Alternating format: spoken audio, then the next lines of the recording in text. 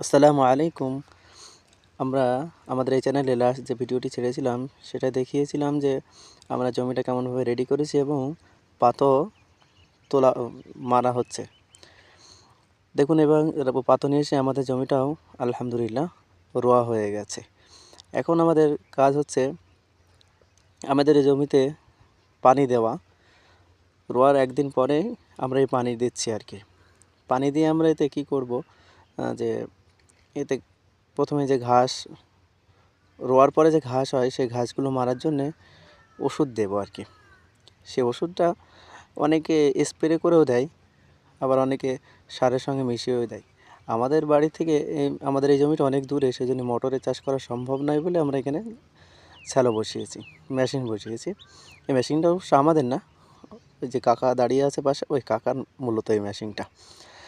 আমরা এই মেশিন থেকেই পানি নেব এই বছর, এই ধান শেষ না হওয়া পর্যন্ত ইনশাআল্লাহ। তো আমরা প্রথম মেশিনটা জুড়ে নিলাম।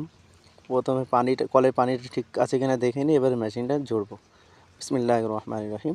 মেশিনটা জোড়া হলো। এবার দেখুন মাশাআল্লাহ মেশিনে পানি ওঠা শুরু হয়ে গেছে এবং এই পানি কিছুক্ষণের ভেতরেই অল্প একটু মেশিন থেকে আমাদের জমিটা অল্প একটু দূরে, আমাদের কিছুক্ষণের মধ্যেই আমাদের পানিটা আমাদের জমিতে পৌঁছে যাবে ইনশাআল্লাহ। তারপরে আমরা বাড়ি থেকে সার নিয়ে এসেছিলাম। এই যে ওষুধটা দেব, এটি হচ্ছে ঘাস পোড়ায়, নামটা কি যেন বেশ ভুলে গেছি। এটা আমরা সারের সঙ্গে মিশিয়ে দেব। আমরা বাড়ি থেকে 2 কেজি সার নিয়ে এসেছি, 2 কেজি ইউরিয়া সার নিয়ে এসেছি। তার সঙ্গে আমরা ম্যাসিড বলে, এই ওষুধের নামটা হচ্ছে ম্যাসিড।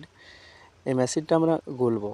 হাতে হ্যান্ডস গ্লাভ পরার কারণ হচ্ছে সারে কোনো সমস্যা না, কিন্তু এই যে ওষুধটা বোতলে যে ওষুধটা দেখছেন লিকুইড, এই ওষুধটায় সমস্যা হতে পারে। তার কারণেই আমি হাতে হ্যান্ডস গ্লাভ পরেছি। এগুলো হচ্ছে প্লাস্টিকের হ্যান্ডস গ্লাভ আর কি। এই যে আমরা ওষুধটা সারের সঙ্গে মিশিয়ে নিলাম, ভালো করে মিক্স করে ওষুধটা সারে ঢেলে দেওয়ার পরে ভালো করে মিক্স করে এবার আমরা এই সারটা জমিতে ছড়িয়ে দেব।